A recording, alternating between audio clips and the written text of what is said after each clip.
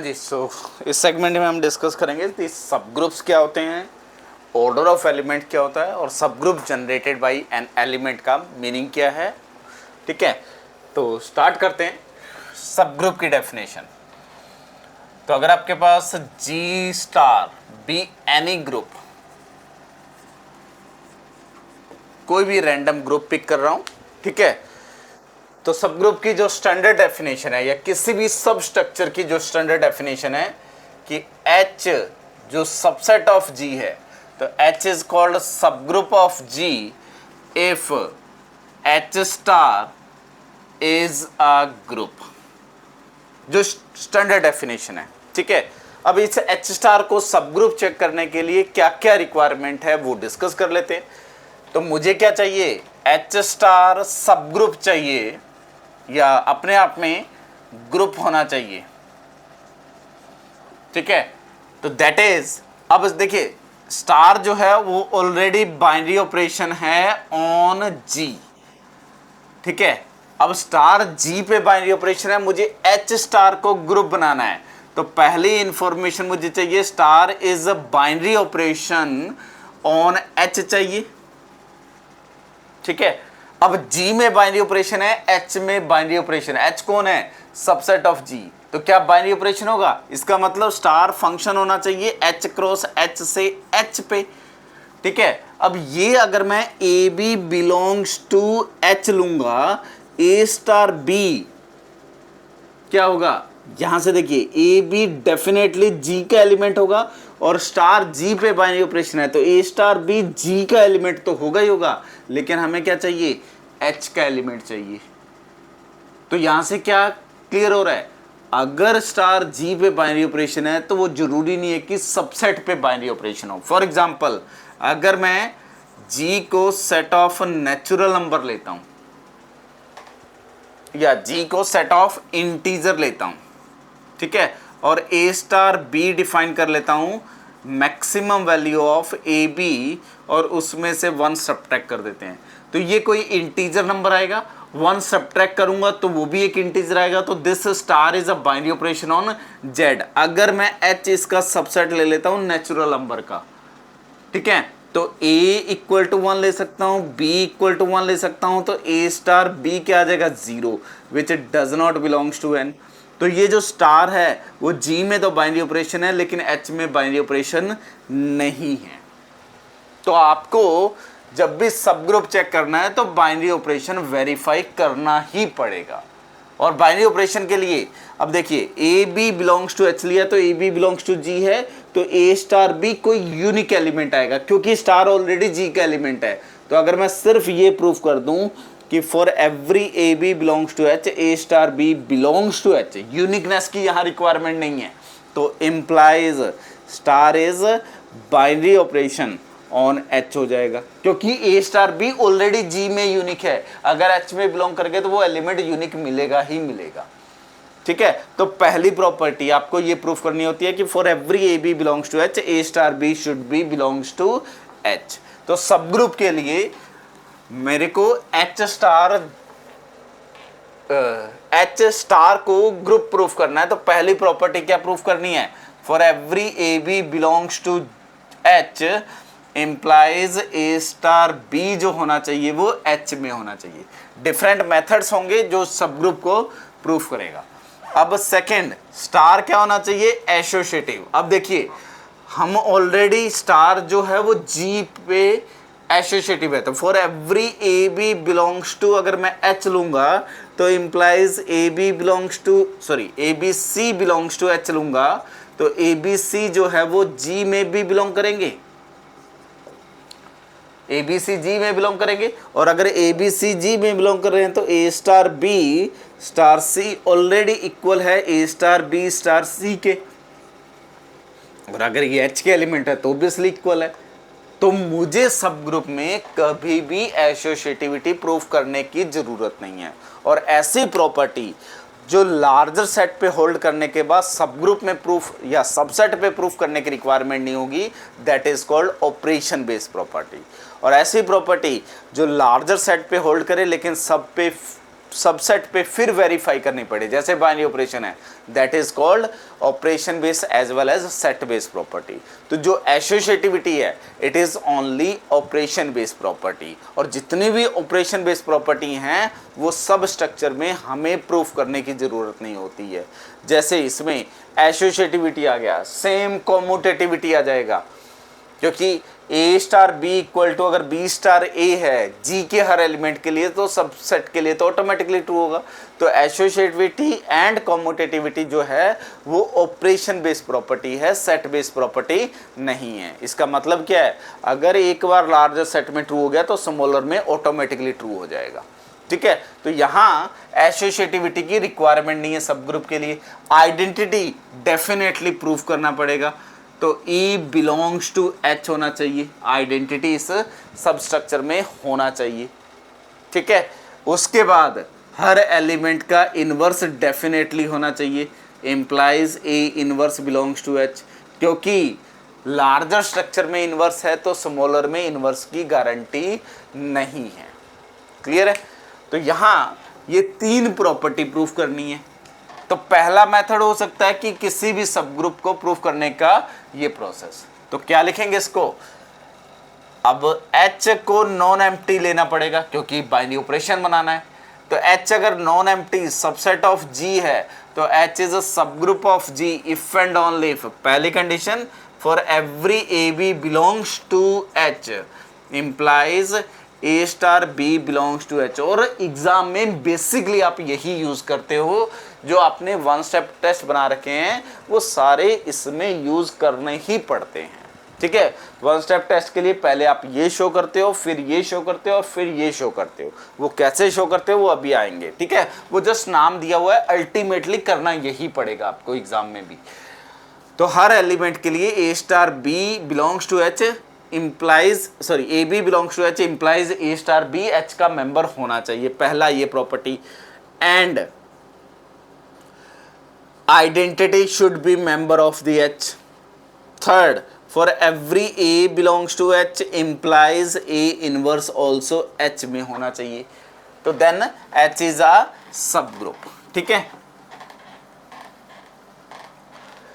या इसी चीज को जो आप वन स्टेप टेस्ट बोलते हैं वो डिस्कस कर लेते हैं कि अगर H सबसेट ऑफ G है which is non empty, then H is a subgroup of G if and only if for every AB belongs to H implies A star B inverse belongs to H।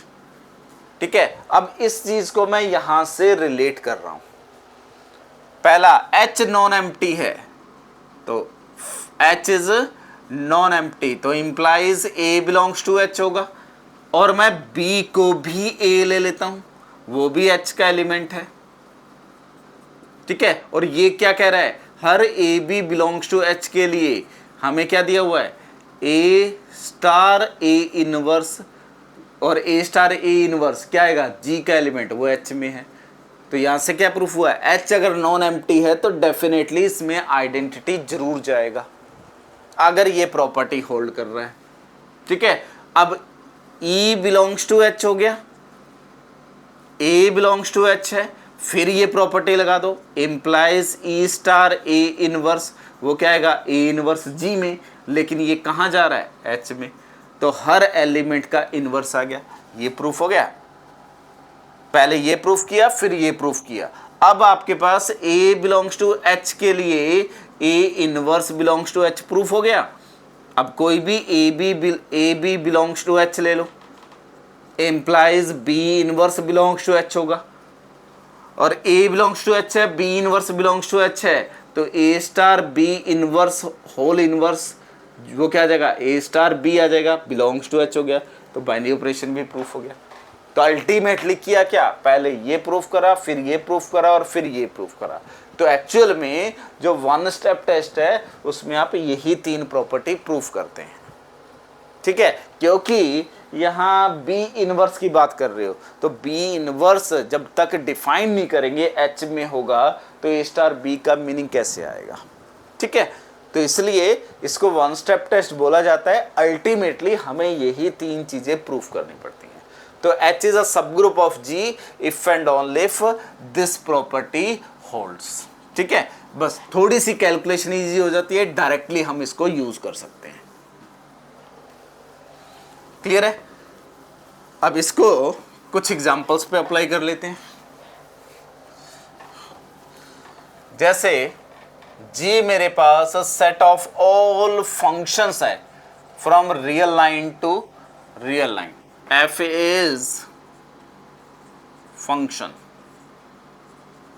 ठीक है, और G under मैं composition define कर रहा हूं। तो F of G of X का मतलब क्या है? F of G of X। तो अगर F फंक्शन है R से R पे, G फंक्शन है R से R पे, ठीक है, तो पहले मैं ये चेक कर रहा हूं कि ये ग्रुप बनाएगा या नहीं बनाएगा। ठीक है, फर्स्टली ग्रुप बनाएगा या नहीं बनाएगा। तो डेफिनेटली कंपोजिशन जो है वो बाइनरी ऑपरेशन तो है, और कंपोजिशन में अगर मैं F of G of H of X करता हूं तो इस नोटेशन का मीनिंग अब ये लिखूं या ये लिखूं, होना क्या है? F of G of H of X, यही ऑपरेट होना है। पहले H ऑपरेट होगा, फिर G ऑपरेट होगा, फिर F ऑपरेट होगा। चाहे ये नोटेशन लिखूं या ये लिखूं, F of G of H of X लिखूं, अल्टीमेटली हमेशा कंपोजिशन क्या ऑपरेट होता है? राइट टू लेफ्ट ऑपरेट होता है। तो definitely it is an associative binary operation. ठीक है, अब identity function belongs to G होगा, तो F of G of I of X करूंगा, तो ये F of I of X का मतलब X हो गया, और I of F of X करूंगा, इसका मतलब I of F of X हो गया। I F X को कहाँ लेके जाएगा? F X पे। तो F ऑफ I करूंगा तो F आ रहा है, I ऑफ F करूंगा तो F आ रहा है। तो identity function is an element of this. तो ये बाइनरी ऑपरेशन है, एसोसिएटिव है, आइडेंटिटी इसमें बिलोंग कर रहा है। लेकिन हर F का इनवर्स एग्जिस्ट करने के लिए, कंपोजिशन के लिए फंक्शन को क्या होना चाहिए? 1 1 एंड ऑन टू। तो इसमें हर एलिमेंट का इनवर्स नहीं मिलेगा। तो ये स्ट्रक्चर क्या बन गया? मैनोइड बन गया, लेकिन ग्रुप नहीं बनेगा। तो ये फंक्शन क्या है आपके पास? अगर मैं यहां इसके साथ साथ 1 1 एंड ऑन टू लगा दूं तो हर एलिमेंट का इनवर्स भी मिल जाएगा और 1 1 भी हो जाएगा, ऑन टू भी हो जाएगा। तो ये मेरे पास एक ग्रुप मिल गया। ठीक है, अगर सिर्फ फंक्शंस की बात करता तो वो ग्रुप नहीं था। Now this is a group. ठीक है, तो किसी भी सेट से किसी भी सेट पे बाइजेक्शंस का कलेक्शन डिफाइन करेंगे, वो अपने आप में एक ग्रुप मिल जाएगा। तो अब मैं यहां कुछ भी x रख सकता हूं, यहां कुछ भी x रख सकता हूं, और x क्या है? कोई भी नॉन एम्प्टी सेट है। ठीक है, तो इसको हम नोटेशन देंगे s ऑफ x, और s of x under composition is a group. तो पहला एग्जाम्पल जो ग्रुप का है वो ग्रुप ऑफ बाइजेक्शन है, और बहुत इंपॉर्टेंट एग्जाम्पल है। कहीं भी आपको काउंटर एग्जाम्पल कंस्ट्रक्ट करना है या कुछ भी कंस्ट्रक्ट करना है तो ग्रुप ऑफ बाइजेक्शन सबसे इंपॉर्टेंट है। क्यों इंपॉर्टेंट है? आगे जाके कैले थ्योरम से प्रूफ करेंगे इसको। ठीक है, ये ग्रुप बन गया। अब मैं अगर y कोई भी सबसेट ले लेता हूं x का, y is any random subset of x, और एक h बनाता हूं, या hy नाम दे देते हैं इसको, f belongs to s of x such that f of alpha equal to alpha for all alpha belongs to y। ठीक है, y के जितने भी एलिमेंट है उनको खुद पे मैप कर दिया। अब क्या ये सब ग्रुप बनाएगा या नहीं बनाएगा? तो डेफिनेटली अगर मैं f और g बिलोंग्स टू hy लेता हूं, ठीक है, या सबसे पहले I जो है बिलोंग्स टू hy होगा, क्योंकि I ऑफ x हमेशा x होता है for every x belongs to x। तो y के एलिमेंट तो सेल्फ इमेज होंगे ही होंगे। तो यहां से क्या प्रूफ हुआ? h ऑफ y जो है वो डेफिनेटली नॉन एम्प्टी है। क्लियर है? h of y is non empty. अब अगर मैं f और g बिलोंग्स टू hy लेता हूं तो implies f alpha equal to alpha, जब भी सब ग्रुप प्रूफ करना है तो बेसिकली जो गिवन इंफॉर्मेशन है उसको राइट डाउन कर लो, उसके बाद वन स्टेप टेस्ट ट्राई कर लो। एफ अल्फा और G alpha equal to alpha है for every alpha belongs to Y, यही दिया हुआ है एच वाई का डेफिनेशन। मुझे क्या प्रूफ करना है, एफ ऑफ जी इनवर्स इसका मेंबर होना चाहिए।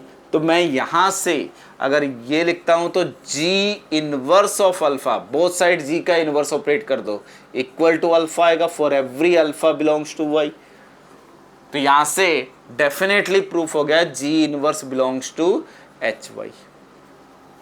ठीक है, अगर मैं f of g inverse of alpha calculate करता हूं तो ये क्या आ जाएगा, एफ ऑफ अल्फा, और एफ ऑफ अल्फा भी क्या है, alpha, for every alpha belongs to Y. तो इसका मतलब क्या हो गया, एफ ऑफ जी इनवर्स भी किसका एलिमेंट हो गया, एच वाई का एलिमेंट हो गया। तो हर f g belongs to this, f inverse, f of g inverse belongs to H y, यानी कि ये जो एच वाई है ये क्या बन गया, सब group of S of x. तो हर वाई के लिए इसके पास एक सब ग्रुप है। तो y के लिए कितनी चॉइसेस है, जितने सबसेट ऑफ x होंगे, और अगर मैं y चेंज करूंगा तो ये सब ग्रुप चेंज होगा। तो यानी कि नंबर ऑफ सब groups in s of x is at least greater than cardinality of a power set of x। Clear है, रीजन क्या है, जितने भी x के सबसेट होंगे हर सबसेट से एक मैं सब ग्रुप बना लूंगा। तो s ऑफ x में जो नंबर ऑफ सब ग्रुप्स हैं वो पावर सेट ऑफ x से ग्रेटर और इक्वल है, एटलीस्ट इतने सबसेट्स जरूर मिलेंगे। ठीक है, अब यहां इंपॉर्टेंट चीज, अगर मेरे पास x अनकाउंट इनफाइनाइट हो गया, x इनफाइनाइट हो गया, तो implies power set of x क्या हो जाएगा, ये अनकाउंटेबल हो जाएगा। ठीक है, किसी भी इनफाइनाइट सेट का पावर सेट जो होता है वो अनकाउंटेबल होता है। ठीक है, और अगर ये अनकाउंटेबल है तो यहां से लिख सकता हूं नंबर ऑफ सब groups of S of x, वो कितने हो जाएंगे, अनकाउंटेबल हो जाएंगे। ठीक है, इस ग्रुप के पास uncountable number of subgroup बन जाएंगे। जैसे अगर मैं एक स्ट्रक्चर बनाता हूं, set of functions from n to n such that f is 1 1 and onto, जितने भी n पे बाइजेक्शंस का कलेक्शन है ये g बनाता हूं। और अगर मैं आपसे पूछता हूं नंबर ऑफ सब ग्रुप्स ऑफ g, वो कितने हो गए, n में कितने एलिमेंट है, इनफाइनाइट, तो वो डायरेक्टली लिख सकता हूं अनकाउंटेबल। क्लियर है, तो हमें यहां ये पता होना चाहिए कि किस ग्रुप में कितने सब ग्रुप हैं। पहला पता होना चाहिए कि फाइनाइट नंबर ऑफ सब ग्रुप्स हैं, इनफाइनाइट नंबर ऑफ सब ग्रुप हैं, काउंटेबल नंबर ऑफ सब ग्रुप है या अनकाउंटेबल नंबर ऑफ सब ग्रुप्स हैं। ये इंफॉर्मेशन हमें यहां पता होनी चाहिए। ठीक है, तो I think one step test clear होगा आपको।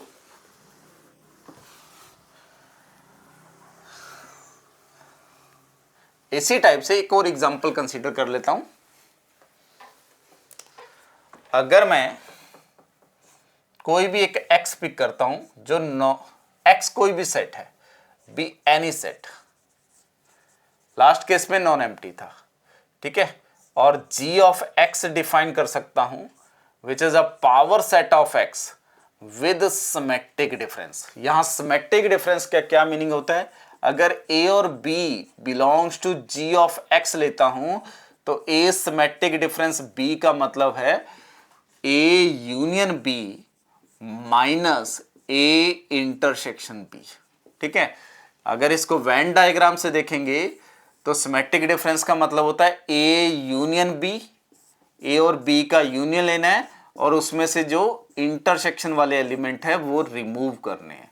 तो दिस इज सिमेट्रिक डिफरेंस। तो सिमेट्रिक डिफरेंस का बेसिक मीनिंग क्या है, अगर 2 सेट का लिखना है, 3 सेट का लिखना है, 4 सेट का लिखना है, कितने भी सेट्स का सिमेट्रिक डिफरेंस बनाना है उसका मीनिंग है वो सारे एलिमेंट जो एग्जैक्टली किसी एक सेट में आ रहे हैं, वो सारे एलिमेंट जो किसी एग्जैक्टली एक सेट में आ रहे हैं, किन्हीं दो में कॉमन नहीं है। तो आइदर बिलोंग्स टू ए और belongs to B but not both. ठीक है, जैसे 3 सेट का सिमेट्रिक डिफरेंस लोगे, ये सेट थ्योरी में भी इंपॉर्टेंट है कंसेप्ट। तो सिमेट्रिक डिफरेंस का मतलब वो सारे एलिमेंट जो किसी एक ही सेट में बिलोंग कर रहे हैं, ठीक है, और ये चीज आपकी प्रोबेबिलिटी स्टेट में भी काम आती है। वो इवेंट या 2 इवेंट्स हैं, ए और बी इवेंट्स हैं, और हमें वो चाहिए या तो ए इवेंट हो या बी हो, लेकिन दोनों एक ना हो, तो वो क्या है, सिमेट्रिक डिफरेंस का कंसेप्ट है। ठीक है, जैसे 3 सेट लेंगे, 3 सेट के सिमेट्रिक डिफरेंस का मतलब क्या है, तो मैं डिफाइन कर रहा हूं A symmetric difference B and then symmetric difference with C. तो ए सिमेट्रिक डिफरेंस बी का मतलब ए और बी में जो कॉमन एलिमेंट्स हैं, सॉरी ए और बी के यूनियन में एलिमेंट है लेकिन इंटरसेक्शन में नहीं है, ये हो गया। इसके साथ सी का सिमेट्रिक डिफरेंस लेना है, तो पहले सी के साथ यूनियन लेंगे, ठीक है, और जो कॉमन वाले हैं वो हट जाएंगे, तो ये वाले एलिमेंट हट जाएंगे। तो अब 3 सेट के सिमेट्रिक डिफरेंस का मतलब क्या है, वो सारे एलिमेंट जो ए में है, बी में है, सी में है, ठीक है, ए में है, बी में है, सी में है, या इन तीनों में कॉमन है, किन्हीं 2 में नहीं है, वो ए और बी में नहीं है, कॉमन नहीं है, ठीक है, या तो तीनों में कॉमन है या किसी एक में सेट में है। तो या तो एग्जैक्टली एक इवेंट ओकर हो रहा है या तीनों इवेंट हो रहे हैं। अगर आप रिवर्स ऑर्डर करोगे तब भी ये सेम स्ट्रक्चर आएगा, यानी कि ये जो ऑपरेशन है वो आप प्रूव कर सकते हैं एसोसिएटिव है, और डेफिनेटली बाइनरी ऑपरेशन तो है ही। तो ये जो सिमेट्रिक डिफरेंस है it is a binary operation, क्योंकि सबसेट ही आना है। एसोसिएटिव यहां से प्रूव कर सकते हो वेन डायग्राम से, ठीक है। अगर मैं इस बी की जगह फाई रख दूं तो ये ए आ जाएगा, और ये फाई हो जाएगा, तो फाइनली क्या आ जाएगा, ए आ जाएगा। तो इसमें जो फाई है इज बी दी आइडेंटिटी, जो फाई है वो आइडेंटिटी का काम कर रहा है, ठीक है। अब अगर मैं इनवर्स की बात करूं तो ए का सिमेट्रिक डिफरेंस विद बी, मेरे को अगर ए मिल गया तो बी इनवर्स हो जाएगा, लेकिन ये क्या है, A union B minus A intersection B. अगर ए बी के इक्वल नहीं हुआ, अगर ए बी के इक्वल नहीं होगा तो ए में कुछ एक्स्ट्रा एलिमेंट ऐड होंगे और ए में से कुछ एलिमेंट सब्ट्रैक्ट होंगे, तो ये कभी भी ए नहीं आएगा। तो इसको इक्वल टू क्या चाहिए, ए, वो तभी हो सकता है जब बी इक्वल टू ए होगा। बी इक्वल टू होगा तो ये इक्वल टू मुझे चाहिए फाई, ठीक है। अगर ए नॉट इक्वल टू बी है तो यहां कुछ एक्स्ट्रा एलिमेंट ऐड हो गए ए में और यहां कुछ सब्ट्रैक्ट हो गए, तो ये एम्प्टी सेट तो डेफिनेटली नहीं आने वाला है। तो ये एम्प्टी तभी आएगा जब ए इक्वल टू बी है। तो इसका मतलब क्या है, for every A belongs to G of X, A inverse equal to क्या रहेगा, ए। तो ये एक ऐसी स्ट्रक्चर है जिसमें हर एलिमेंट कौन है, सेल्फ इनवर्स है, ठीक है। Every element is self inverse. और थर्ड नेक्स्ट चेक कर सकते हो, ये जो सिमेट्रिक डिफरेंस है वो कॉम्यूटेटिव है, यहां से कॉम्यूटेटिव बाइनरी ऑपरेशन। तो आपके पास ये क्या बन गया, एक अबेलियन ग्रुप बन गया, ठीक है। तो g of x with this symmetric difference, power set of x with this symmetric difference is an abelian group. Clear है।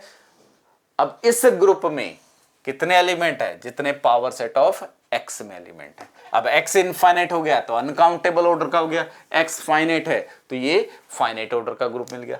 अब देखिए, अगर मैं y कोई भी सबसेट ऑफ x ले लेता हूं, कोई भी सबसेट, अगेन hy बनाता हूं which is the power set of y with symmetric difference, ठीक है। अब अगर y x का सबसेट है तो definitely power set of y subset होगा पावर सेट ऑफ x, क्योंकि y का जो सबसेट होगा वो x का तो सबसेट होगा ही होगा। तो यहां से प्रूफ हो गया कि hy जो है वो कंटेन्ड है g ऑफ x में,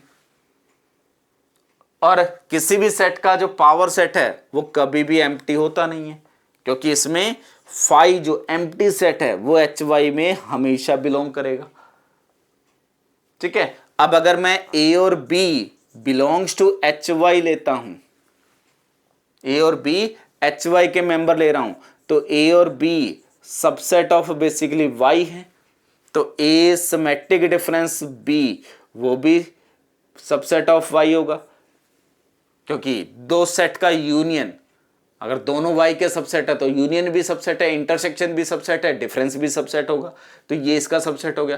तो ये क्या प्रूफ हो गया? बाइनरी ऑपरेशन हो गया। और अगर मैं एसिमेट्रिक डिफरेंस b इनवर्स की बात करूंगा, इस स्ट्रक्चर में हर एलिमेंट खुद का इनवर्स है, तो ये क्या आ जाएगा? एसिमेट्रिक डिफरेंस b वो ऑलरेडी hy में बिलोंग कर रहा है। तो वन स्टेप टेस्ट से this hy is a subgroup of gx for every y। तो कितने सब ग्रुप मिल गए? जितने इसके पास सबसेट है। अगेन अगर x इनफाइनाइट हो गया तो कितने सब ग्रुप मिल जाएंगे? अनकाउंटेबल नंबर ऑफ सब ग्रुप मिल जाएंगे। क्लियर है? तो ये आपके पास सब ग्रुप के लिए कुछ वन स्टेप टेस्ट का कंसेप्ट है। तो जब भी सब ग्रुप चेक करना है तो हमें क्या यूज करना है? एक वन स्टेप टेस्ट यूज करना है। ठीक है? इसी टाइप से आप मुझे कोई भी ग्रुप दे दीजिए, G star be any group, ठीक है, और मैं एक A belongs to G define करता हूं और N कोई भी इंटीजर है। ठीक है? तो A to the power N notation का मतलब मैं डिफाइन कर रहा हूं। ये क्या है? A star A star A star A N time, अगर n नेचुरल नंबर है। ठीक है? और ये आइडेंटिटी अगर n इक्वल टू 0 है, और ये आएगा A inverse star A inverse star A inverse minus n time, अगर n आपका नेगेटिव इंटीजर है तो माइनस n नेचुरल नंबर हो जाएगा, तो इसलिए माइनस n टाइम ऑपरेट कर सकते हैं। माइनस n का मतलब natural number, n time basically कुछ नेचुरल टाइम ऑपरेट कर रहे हैं। ये एक नोटेशन डिफाइन किया। ठीक है? अब अगर G कोई भी एक ग्रुप है, A बिलोंग्स टू G है, तो मैं एक H बनाता हूं, या H डिफाइन कर लेते हैं, इसको आगे जाके नोटेशन देंगे। वो क्या है? A to the power N, और N जो है वो क्या है? Z का एलिमेंट है। डेफिनेटली ये सबसेट ऑफ G होगा, और इसमें A to the power 0 which is the identity belongs to H होगा, क्योंकि हर Z के एलिमेंट के लिए दिखना है। तो ये नॉन एम्प्टी प्रूफ हो गया। अगर मैं X और Y बिलोंग्स टू H लूंगा, X और Y अगर H के एलिमेंट है तो X होगा A to the power some N और Y होगा A to the power some K, और N और K क्या होंगे? Z में से होंगे, क्योंकि सारे एलिमेंट इसी टाइप के हैं। ठीक है? अगर मैं y इनवर्स की बात करता हूं तो वो definitely a to the power minus K होगा, और माइनस के जो है वो कोई इंटीजर है। अगर माइनस के इंटीजर है, या हर n बिलोंग्स टू z के लिए a to the power n इसका एलिमेंट है, तो दिस इज बिलोंगिंग टू क्या हो गया? h हो गया। तो y अगर इसका एलिमेंट है तो y इनवर्स आ गया। ठीक है? तो अल्टीमेटली हमने आइडेंटिटी इसमें बिलोंग करवा दिया, हर एलिमेंट का इनवर्स बिलोंग करवा दिया। अगर x स्टार y इनवर्स की बात करूंगा तो x स्टार y इनवर्स का मतलब क्या है? a to the power n star a to the power minus K, a को n टाइम ऑपरेट कर रहा हूं, a को k टाइम ऑपरेट कर रहा हूं, तो इसका मतलब a को n minus k time operate करूंगा, और n माइनस k कहां से आएगा? इंटीजर से, क्योंकि n और k क्या है? इंटीजर। तो डेफिनेटली ये किसका एलिमेंट है? h का। तो हर x y belongs to H के लिए x y inverse belongs to H हो गया। तो इसका मतलब क्या हुआ? एच इज अ सब ग्रुप। तो क्या किया हमने?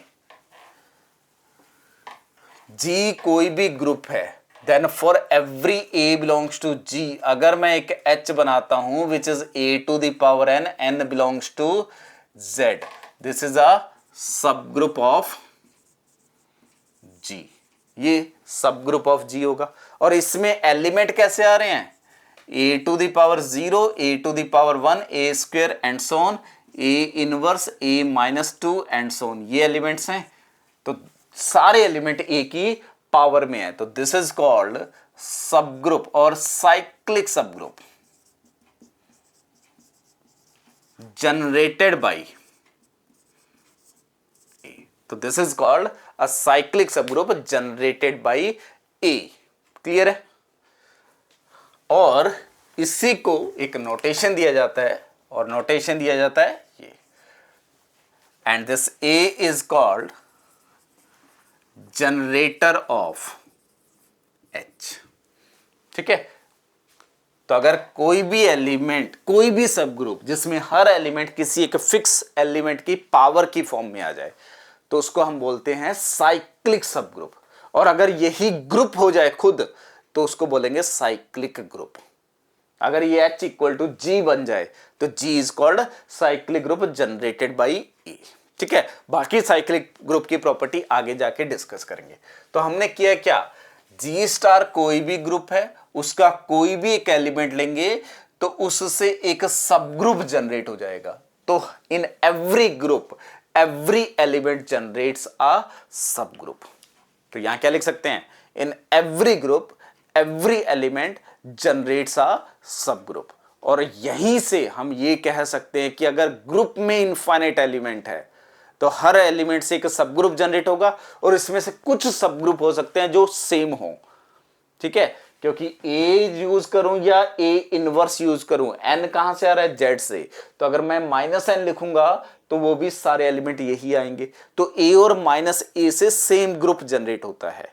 ठीक है, लेकिन ए और -a के अलावा अगर कोई तीसरा एलिमेंट लूंगा तो हो सकता है वो डिफरेंट सब ग्रुप जनरेट करे। वो आगे जाके जब साइक्लिक पढ़ोगे तो आपको समझ आ जाएगा कि कितने सब ग्रुप जनरेट कर सकते हैं। ठीक है, तो इसी की हेल्प से हम ये प्रूफ कर पाएंगे कि अगर ग्रुप जी में G has infinite element,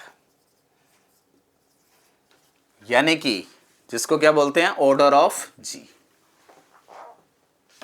order of G अगर इनफाइनाइट है तो implies number of distinct subgroups in G are infinite.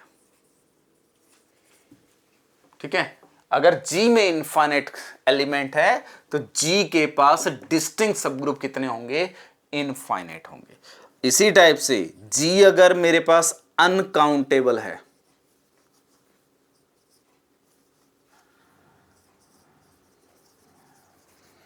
अगर मेरे पास G अनकाउंटेबल है तो implies number of distinct subgroups in G क्या होंगे, अनकाउंटेबल होंगे। तो अनकाउंटेबल ऑर्डर का कोई भी ग्रुप पिक करोगे उसमें अनकाउंटेबल नंबर ऑफ डिस्टिंक्ट सब ग्रुप्स होंगे। ये क्लियर है।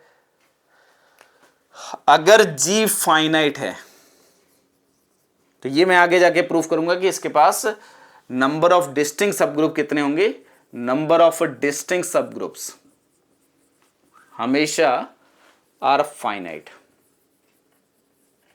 ठीक है, तो फाइनाइट ग्रुप के पास फाइनाइट डिस्टिंक्ट सब ग्रुप होते हैं, अनकाउंटेबल ग्रुप के पास अनकाउंटेबल डिस्टिंक्ट सब ग्रुप होते हैं, इनफाइनाइट ग्रुप के पास इनफाइनाइट नंबर ऑफ डिस्टिंक्ट सब ग्रुप होते हैं। ठीक है, बचा क्या, अगर ग्रुप का ऑर्डर काउंटेबल है तो कितने सब ग्रुप्स डिस्टिंक्ट बना सकते हैं, अगर ग्रुप का ऑर्डर काउंटेबल है तो उसके पास कितने डिस्टिंक्ट सब ग्रुप बना सकते हैं। तो यहां एक इंपॉर्टेंट एग्जांपल आता है जो बहुत जगह पूछा गया है और बहुत जगह आपसे पूछ सकता है वो। ठीक है, इंटरव्यू में पूछ सकता है या किसी भी एग्जाम में ट्रू फॉल्स पूछ सकता है